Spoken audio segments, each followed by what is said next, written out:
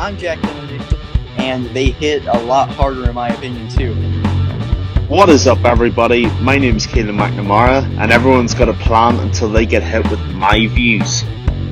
I am Hunter Boss. He just wanted to go to the distance by the looks of it, but he couldn't even do that. And this is the MMA Island Podcast. Hello, everyone, and welcome to the MMA Island Podcast. I am Jack Kennedy alongside Keelin McNamara. We are making it happen. A great night of fights. UFC 263 was this past Saturday. It was amazing, top to bottom, a fantastic card. A lot of decisions, but all of the fights were amazing, I would say. 90% of the fights were just must-watch fights, incredible fights.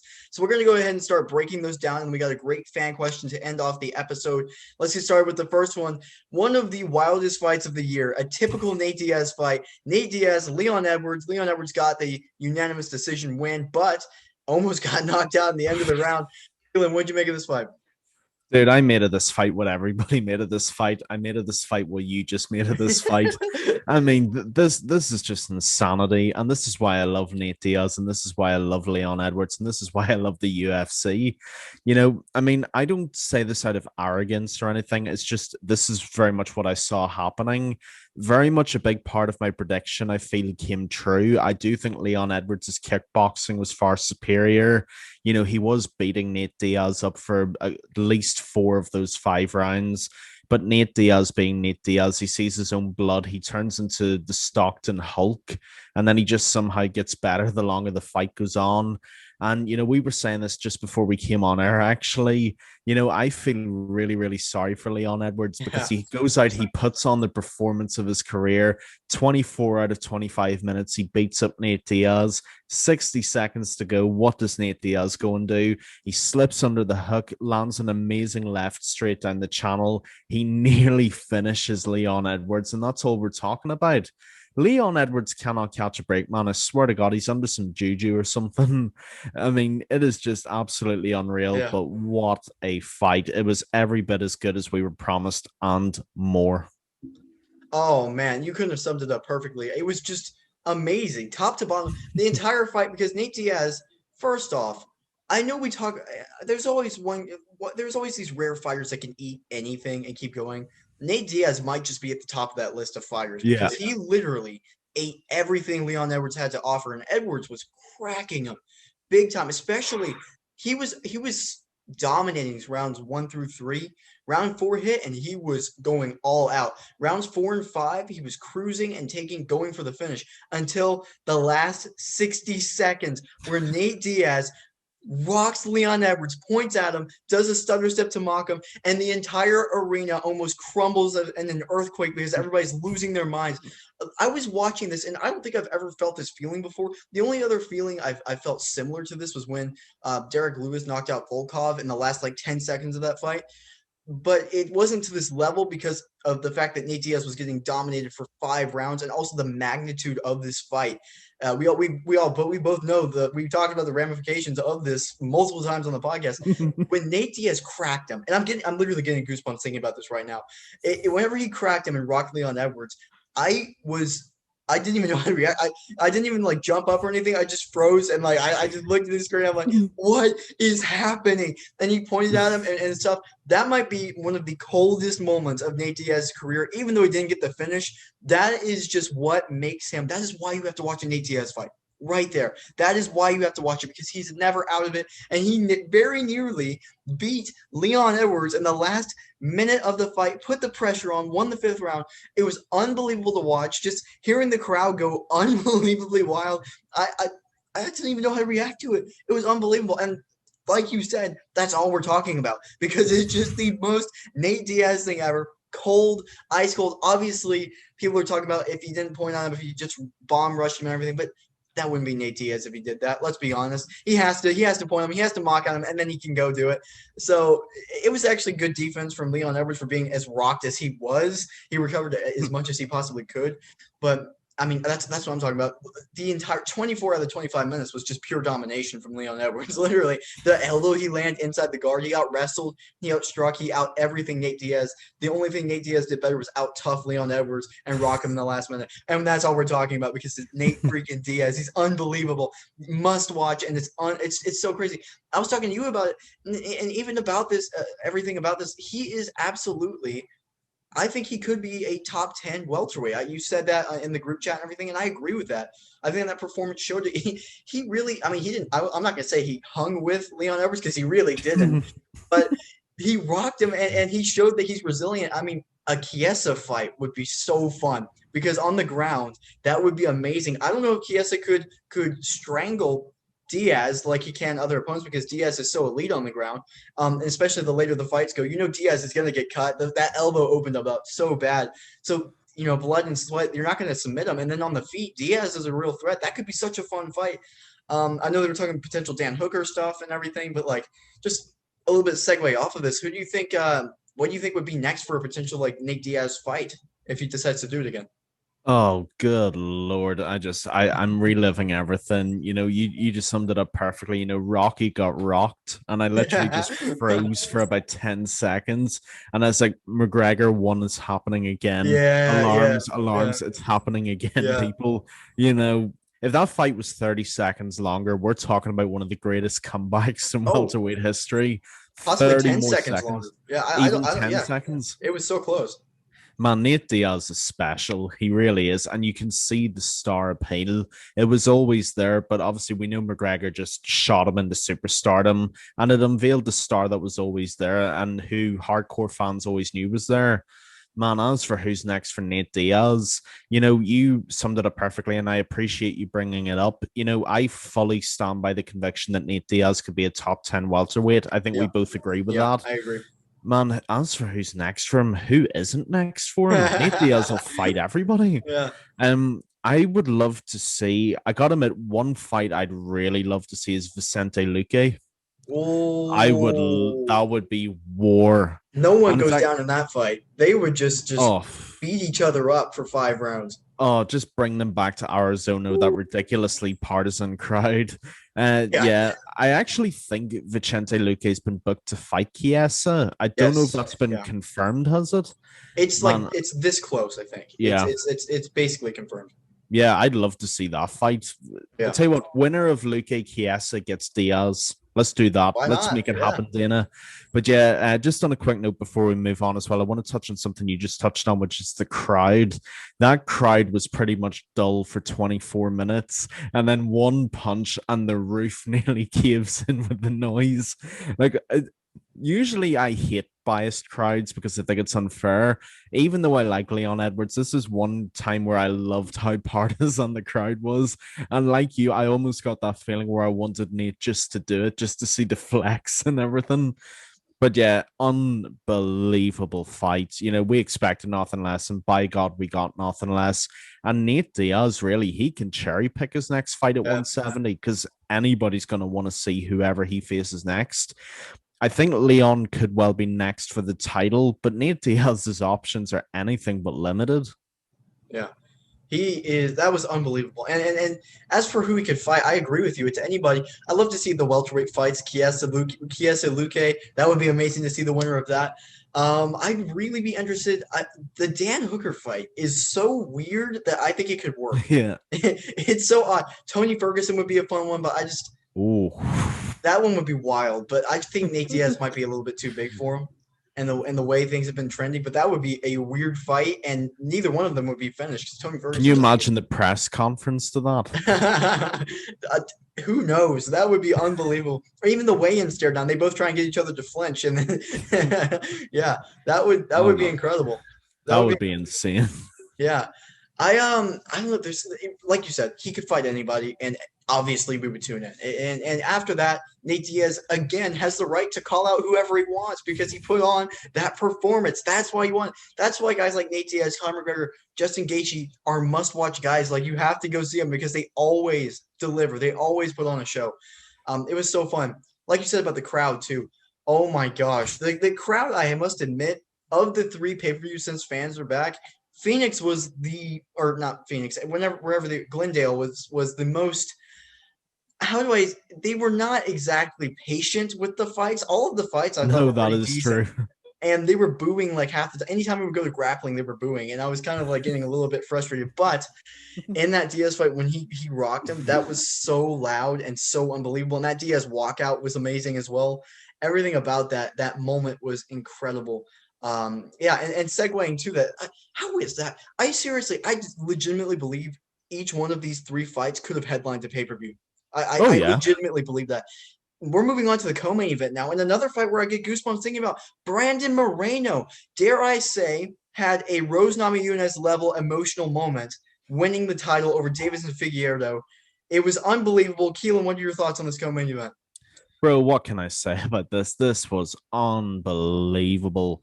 This to me of the three fights was by far the hardest to predict. Oh yeah, And it was oh the yeah. hardest to predict because these two guys are just so goddamn good. Um, I didn't cheat. I gave my two first predictions for how I thought this fight was going to happen, and the former is actually the one that came true. I think Davidson Figueiredo is really struggling with that flyweight weight cut. He's going to move up to 135 soon. He just is. But, Brandon came in, he looked good, he looked fresh, and he was on the front foot from the beginning, which is what I said he needed to do. He controlled the tempo, he controlled the pace from the outset, and he never looked in trouble. He got his shots in before Davidson got his, and he got him to the ground, and he looked good on the ground. That's the real sign of a champion, when you can go into a championship fight and you can look smooth and composed under pressure. And Brandon Moreno showed that in spades. And just one of the most beautiful moments of passion I've ever seen in an octagon. It was just so good because everything this means to Brandon, and he's just such a superstar. 2 years ago, I think it was, he was cut. He went to LFA, won his only LFA fight for the title, came back, had that barn burner with Figueiredo the first time, and now he's the champion of the world. This is why we love our sport, and this is why we love guys like Brandon Moreno. And I said this in the group chat, and I absolutely believe this could be true. Brandon Moreno could become the Canelo Alvarez of mixed martial arts. He might That even be market right is, now. Yeah. he may even be it. I think there is so much potential with Brandon Moreno. He's so marketable, he's so nice, and he is such a beast in the octagon. Assassin Baby, your nickname might be a little bit suspect, but your fighting skill is anything but. Massive congratulations, my friend. One of the most beautiful moments of 2021. Yeah, absolutely. It couldn't happen to a better guy, too, and not only representing himself, but one of the most humble guys that you will ever see, nice guys, and to represent his country like that. Hunter was right. I have to give him credit. The first ever Mexican-born UFC champion, which is Yeah, he was absolutely right. huge. And that's connecting to the Canelo thing. They already have a mural of him up in Tijuana. They did it in like 2 days. I don't know how they managed They that. knew what was coming. They did it though. It was the exact thing. It's incredible. He's already a hero over there, and he is just. I couldn't be happier to see him become champion. Just that moment was so amazing. Him walking around after getting the submission. First off, let me just talk about how beautiful of a performance that was. Oh, It was perfect. It was a perfect performance. Very rarely do you see that. It was spot on. He did what he had to do, the way he had to do it, and shut Figueiredo down. The way a lot of people saw it was Figueiredo wasn't pulling the trigger enough. I think I saw that because Moreno was shutting him down. Moreno was enforcing his game plan to where if Figueiredo did shoot, Moreno was too fast and he would take him down or move out of the way or land two shots. He did that multiple times because Figueiredo did start opening up a little bit, and that's when he got taken down and submitted. And it was unbelievable. Even, Moreno did have to come back from a little bit of adversity with that elbow he took on the ground, and it opened up the hematoma, and he came back and just shook it off and was like, okay, we're good to go. That choke, absolutely perfect, dominated Figueiredo, who was someone I did not think could be dominated. And Moreno did it, and he's the champion of the world. And that moment was unbelievable. Getting the choke, sitting around, he's walking around, just looking around like he doesn't even realize what's going on. He didn't even realize what's happening. Just surreal. Figueroa comes up to him, and then he just collapses because he realized what just happened. Unbelievable moment. You just get emotional thinking about it. It was one of the things, and like you said, our sport is so beautiful. This is why we love the sport of MMA. Moments like this, the comeback story of Brandon Moreno, representing not only himself but his entire country. Just everything about it is just such a great moment, and the performance is as good as you can possibly get in a title fight. Flawless performance from Brandon Moreno. Congratulations, you are the flyweight champion of the world. Dude, you could not have said that any better. And you know how much I agree with you on this, as Hunter does with us as well. Yeah. You know, Brandon Moreno is such a good guy, and he represents such a beautiful country and such a beautiful people too. You know, all you guys who watch this by now, you know how much of a boxing fan I am alongside a mixed martial arts fan. And boxing has such a cherished and enriched history in Mexico. You know, they are royalty in the boxing world. What Brandon Moreno has done for his country, he is the trendsetter and the flag bearer in the new sport. And he has just written the first chapter in mixed martial arts for Mexico. Granted, you have guys like Cain Velasquez and Yair Rodriguez, Yeah. but Brandon Moreno is he has set the stone forward. He has planted his foot on the mountaintop, and it could not have happened to a better person. You know, massive congratulations to Brandon Moreno. I could not be happier for him. And Viva Mexico. That was perfectly said, and what a great moment. Absolutely. Again, how was that the co-main event? We go on to yet another fight, and we had Israel Adesanya, Marvin Vettori. This one was finally a fight that we kind of saw coming. it was the first fight that we kind of saw coming. Again, yet though, an amazing, beautiful performance from Adesanya. Keelin, give us your thoughts. Yeah, you know, shockingly for the main event, this was the least surprising fight of the night. Yeah. You know, Adesanya went in, looked as good as he always has, completely neutralized Marvin Vettori with his stand-up, elite kickboxing, you know, really pieced Vettori up whenever he wanted to. I was most impressed with Adesanya on the ground, though. I agree. Vettori attempted to plant these questions about if he got the takedown and how Adesanya would respond. And Adesanya responded about as well as he could have. You know, he slid out of a rear naked choke, I think, in the second round. I could be mistaken. I think it was the second round. And, you know, he suffered 3 takedowns against a good wrestler, and he got up from all of them. And that's a sign of how much he learned from the Jan Blachowicz fight. You know, we've said this many, many times before, and it will remain my opinion until it somehow changes. Otherwise, I don't think it will. There is no shame and no dignity in losing, trying to better yourself. And that's what he did against Jan Blachowicz. Oh, absolutely. But to be able to apply those lessons in your division from the other division, it shows how intelligent and evolving of a fighter Israel Adesanya is. And that's why he will remain at the top of the middleweight mountain for years to come. He's gotten a lot more humble. He appreciates what he has and who he is, and he appreciates his intelligence and his ability to evolve and to receive criticism and to adapt it in the right way. I mean, you know, I said before this fight that Marvin Vettori wasn't deserving of it, and I still don't think he was. But credit to him, he was willing to step up, obviously, when either no one else could or would, depending on what it was. But, you know, Adesanya looked comfortable in this fight. You know, on the stand-up, it was never a question. On the ground, he looked really, really good, and he controlled the tempo really well. You know, he managed distance. He didn't take any damage. Those leg kicks were brutal. You know, Anderson Silva vibes of leg kicks from Israel Adesanya.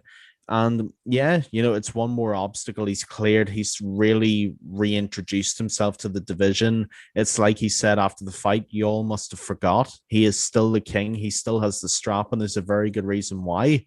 Israel Adesanya, big congratulations on a methodical performance.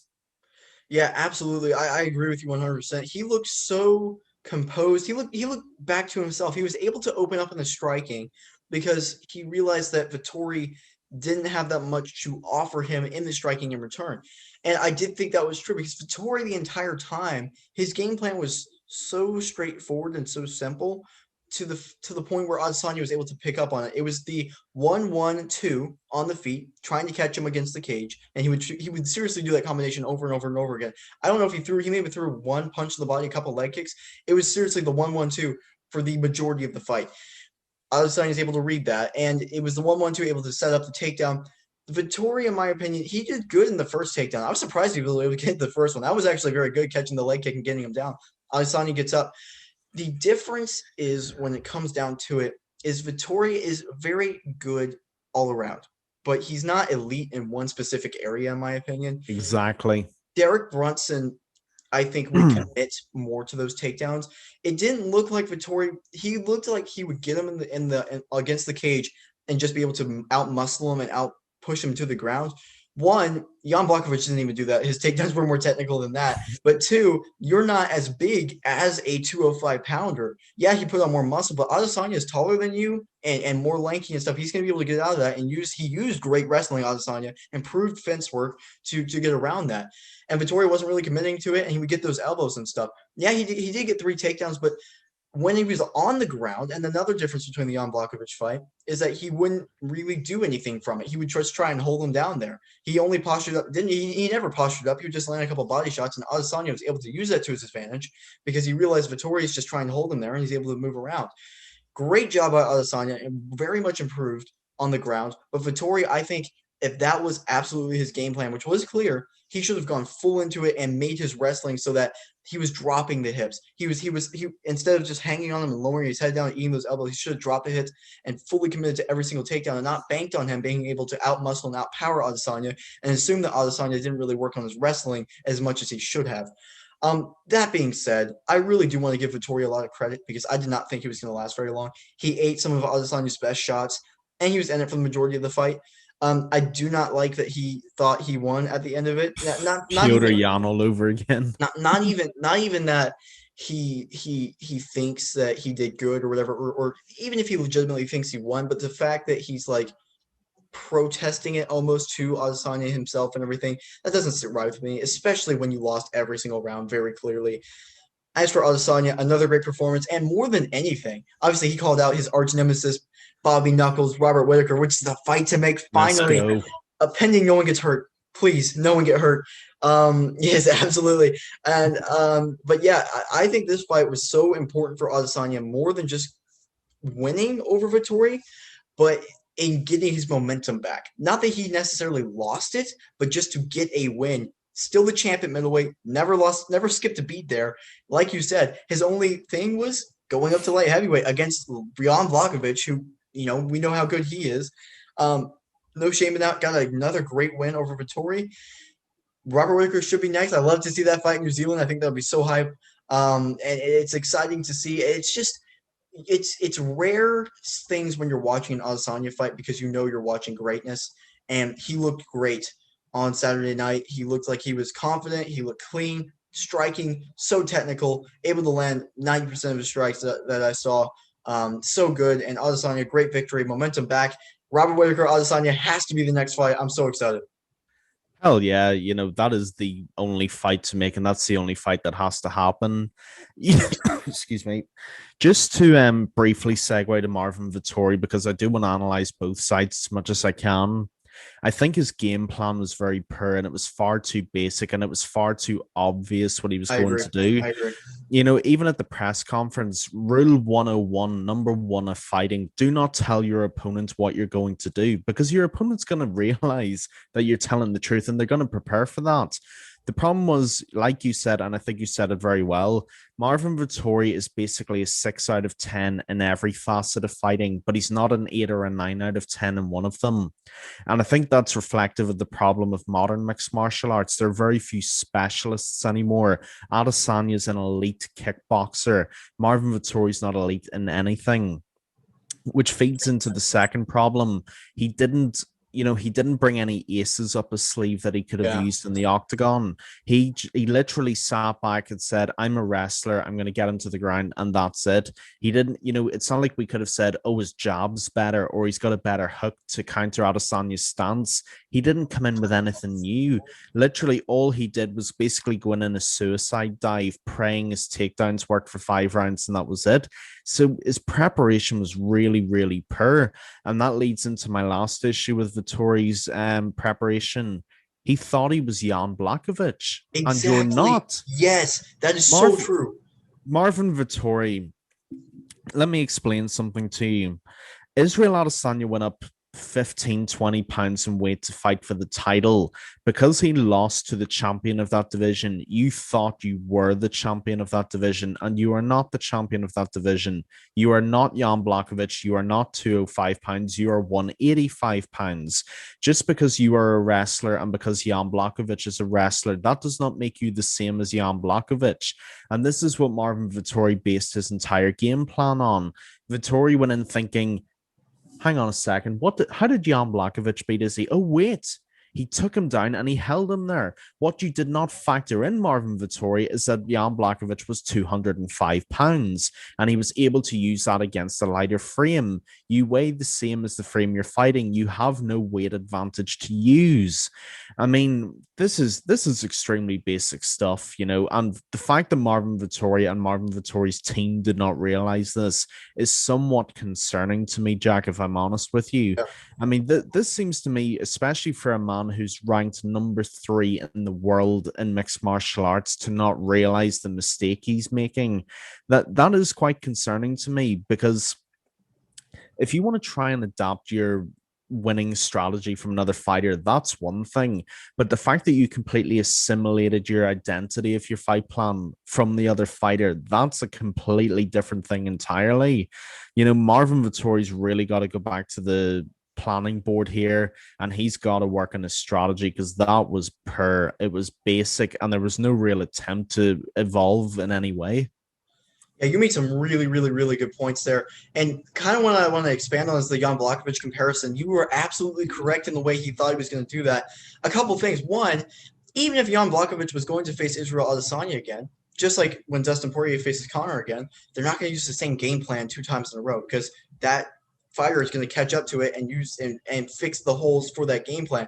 Marvin Vettori was trying to do that. Not only did he not have the skills, he was already doing the same thing that Adesanya had been preparing for and getting better at in order to do it. Not saying that you don't want to expose a fighter's holes, but you have to do it a bit differently. Vettori should have used more of those leg kicks, in my opinion. They were the 2 that he did throw actually were kind of effective.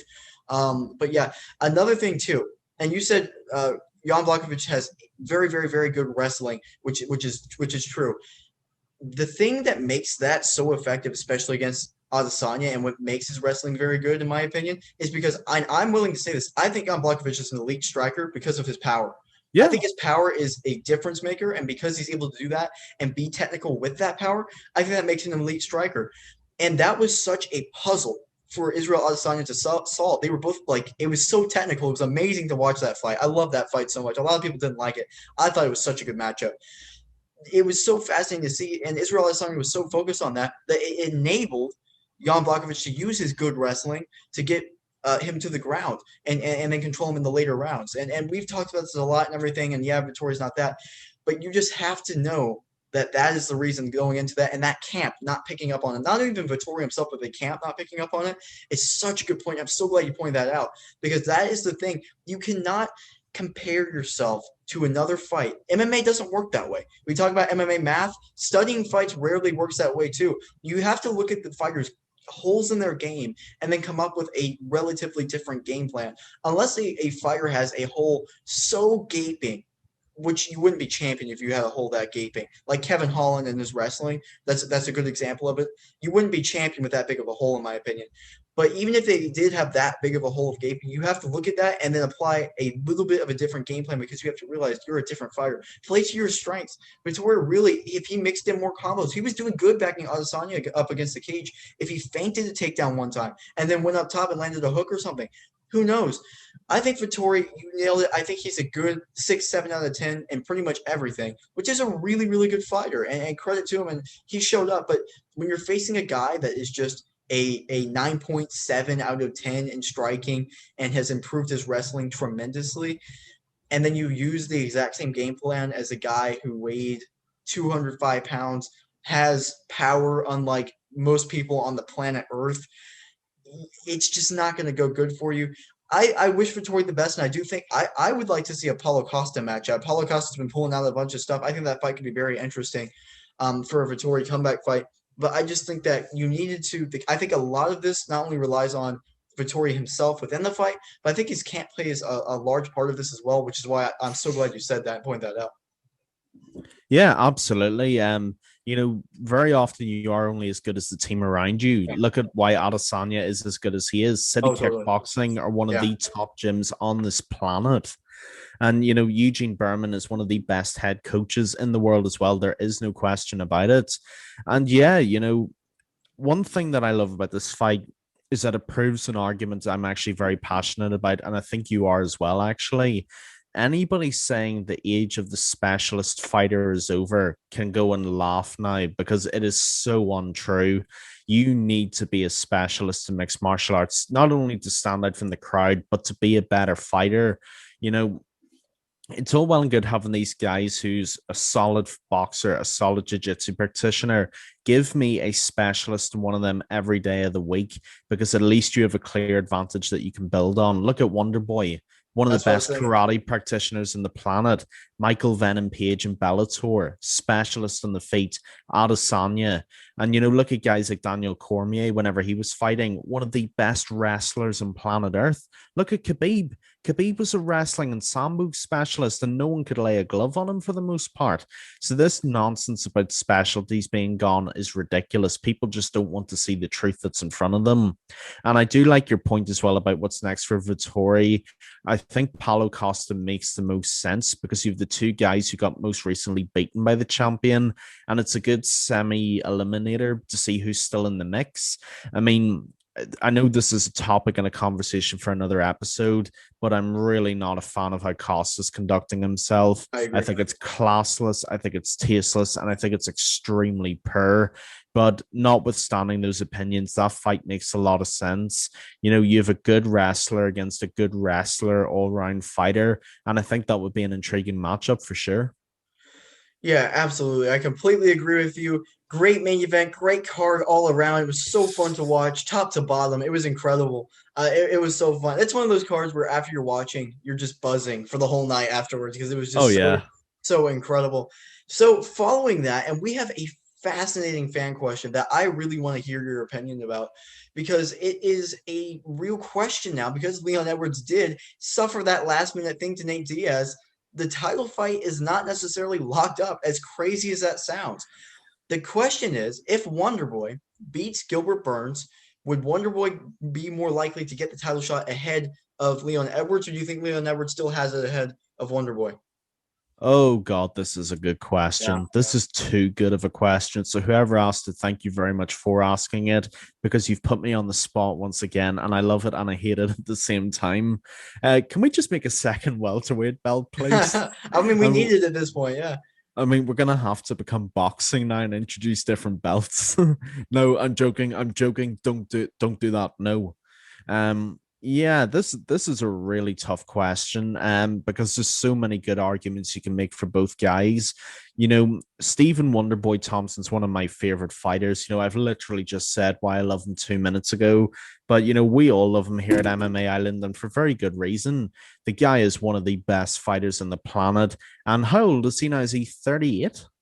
Oh, yeah, he's 38 or 39, I'm pretty sure. I Yeah. think Well, he's in his late 30s anyway, and he's experiencing one of the greatest runs of his career. He went up against a young gun in Vicente Luque, beat him. Jeff Neal, hands of steel, beat yeah. him. And if he beats Gilbert Burns, then he is taking a giant, giant leap to a Kamaru Usman fight. And like I've said, Stephen Wonderboy Thompson is the one puzzle Kamaru Usman's never had to solve before. He's never had to solve a pure karate stand-up puzzle. So that adds such an intriguing element to giving Wonderboy the title fight. But on the other hand, it's so unfair to neglect Leon Edwards as well. I like Leon a lot, and I think Leon's been on one of the most unfortunate streaks of bad luck that I've ever seen in the UFC. You know, he goes about his business. He has the fight with Kamzat Shemaev. It's booked. He gets COVID. That can't be done. He has the fight with Woodley booked. Coronavirus hits in March 2020. That fight doesn't happen. If he beats Woodley, that's probably him with his title shot. And then, Bilal Muhammad beats him up for 7 minutes, has an accidental eye poke, ruled a no contest, which never looks good on your record. And then Nate Diaz, he puts on the fight of his life for 24 of 25 minutes. And 1 minute, literally 1/25th of that fight is all we're talking about now, because one straight left changed the momentum It's towards insane. the It's end. insane. You know, you could not write the story any better if you were an author or a sports journalist out there for the New York Post or whatever. You couldn't do it. This is why mixed martial arts is so amazing, because it changes at every single twist and turn. Um, you know, I think Wonder Boy will get the next shot if he beats Gilbert Burns, and it's very, very hard to say he doesn't deserve it. No controversy, goes about, handles his business, looks as good as he's ever looked, and I think he could pose a real puzzle for Kamaru Usman that will be very tough to solve, because Kamaru Usman's such an intelligent fighter and he's prepared for every style. But what you also have to remember about Wonder Boy Thompson is that there are very, very few elite karate fighters in the world who he can draft in to prepare for. So he could be a much more difficult opponent than people think. But then Leon Edwards, he's the only fighter, he's one of the only fighters to ever take Kamaru Usman to a decision. Fought really, really well against him a few years ago when they fought, and he's only gotten better. So basically, to answer this guy's question in a nutshell, I would give it to Wonder Boy if he beats Gilbert Burns. If Wonder Boy loses to Gilbert Burns, I think you have to give it to Leon. But if things pan out the way I hope for Wonder Boy, I'd love to see him get his crack at the title as well. But an amazing question, and thank you very, very much for it. Yeah, I agree. This is too good of a question because it's impossible to answer. You wanted to go, and really, we could even throw. I'm not going to do it because it's a little bit too chaotic. You could throw Colby Covington's name into this too and see where he fits in. Do you? That's the question also going on at the moment too. Do you do Leon Edwards or Colby Covington first? It's a fascinating thing. Sticking to this though, because it's already as complicated as it can get. I think it depends a lot on Stephen Thompson's next fight. If he goes out there and completely starches Gilbert Burns all 3 rounds, he very well could get the next title shot ahead of Leon Edwards. And how heartbreaking would that be for Leon Edwards after all of the work he's put in? But same thing with the knockout and everything. If it's close, I say they give it to Leon Edwards, and I think that's deserved. And honestly, it's so tough. I'm thinking more about the matchups for Kamaru Usman because that's what you really have to think about. Leon Edwards ate a big left hand. I don't know if he'd be standing if he ate that from Kamaru Usman now. And not Nate Diaz hits as hard as they come, but the way Kamaru Usman's been punching, he might have knocked him out. Just that punch that he ate was exactly what Kamaru Usman did to Masvidal, and Masvidal went to the canvas. So it's interesting. I think Stephen Thompson could be absolutely incredible for that fight. His striking is so unique. Leon Edwards is so unique and well-rounded overall, and he's a very elite striker. But Stephen Thompson is as elite as they come as far as striking goes. And he has the second highest takedown defense to Kamaru Usman in the division because no one shoots on Kamaru Usman. So that fight would be so fascinating to see, and to see how Kamaru Usman would be able to handle the angles of Stephen Thompson as well, which is something else. By the way, to mention his age, he's 38. You nailed it. The fact that he's still doing this good at 38 is incredible. Just it's such a puzzling question, and they both have to fight him. If one misses out on that, it's going to be so heartbreaking to see. I think they both be great fights. But after watching this fight, if Stephen Thompson goes out there and absolutely starches Gilbert Burns, the fight I'm more intrigued to see slightly would be Wonder Boy and Kamaru Usman because of just the pure stylistic matchup of Wonder Boy. That being said, Leon Edwards is fantastic everywhere, and he could very much rattle Kamaru Usman. But who knows? I mean, there's so many. Just like you said, welterweight. Leon Edwards was out for a year and a half, and the entire division. It seems like it's moved on 10 years. Every week it changes. It gets crazier, and it's just so beautiful to watch. Who knows what's going to happen? It's you really anyone you choose in that situation is going to be a good fight or a potential bad fight. Who knows? But Kamaru Usman is in a good spot right now because he gets to let everybody else figure it out and then get extra time to game plan. But as for that, I kind of stand by what I said. If Stephen Thompson does an amazing performance, probably Kamaru Usman.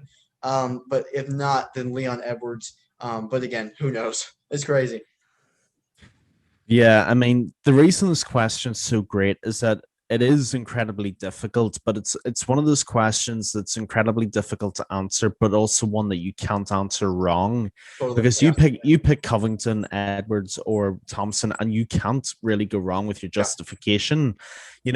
Stephen Thompson poses such a challenge because Kamaru Usman loves the powerful takedown. He's incredibly good at it. But not only does Wonder Boy have the second highest percentage of takedown defense in the welterweight division, he also is excellent at peppering opponents who try to take him down. He can step back for that half second, snap an uppercut, snap a knee, snap a kick.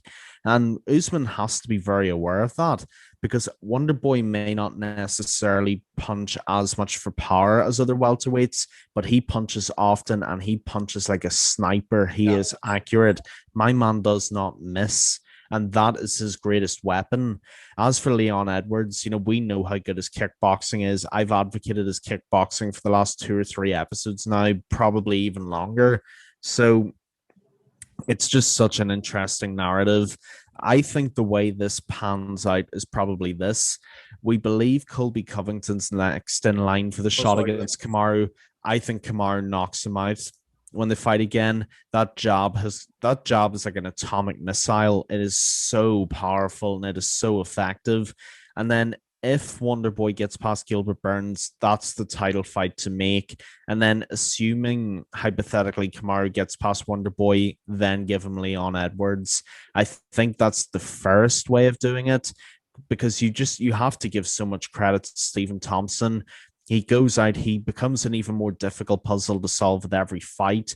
He looks younger with every fight somehow. Man's like Benjamin Button in a combat sport, which just makes no sense. And yeah, I just think there's such a fantastic dynamic at 170 right now. And you hit the nail on the head, Jack. Leon Edwards was away for a year and a half, 18 months, and it feels like the division's moved on a decade. 18 months ago, Tyron Woodley was still in the top 5. He's gone now. Kamaru Usman is one of the most dominant welterweight champions there's ever been. Colby Covington's still a shark in the mix. Masvidal's fought for the title twice and has a BMF belt. Welterweight's such a beautiful division. Every division is, but especially welterweight, because all it takes is one spark or one moment of one fight to change the landscape of the entire division. Saturday night did it, and these other fights will do the same. Yeah, absolutely. I agree with pretty much everything you just said. And I want to touch on the Colby Covington thing because I think, and this is a bit off topic, but I think you are absolutely correct about that. I think his biggest thing against Kamaru Usman was able to outvalue him on the feet in the first fight. Now he can't do that because Kamaru Usman has a killer jab and good striking now, very good striking now, and with power behind it too. Colby Covington is the worst striker, and he's not gonna be able to out-grapple Kamaru Usman. It's a terrible matchup now. They used to be two forces and pretty much even. Now Kamaru Usman, I think, has improved so much under Trevor Whitman. It's just a bad matchup. And that goes back to the specialist thing you said. Colby Covington is a specialist in wrestling, but to beat Kamaru Usman, I have to imagine you have to be Leon Edwards or Stephen Thompson to do it at the moment because of that elite striking right there. Because the one thing that Kamaru Usman might have as a weakness is facing such a technical and precise striker that can pick him apart and pose a real struggle and then make him come to him and eat a big shot.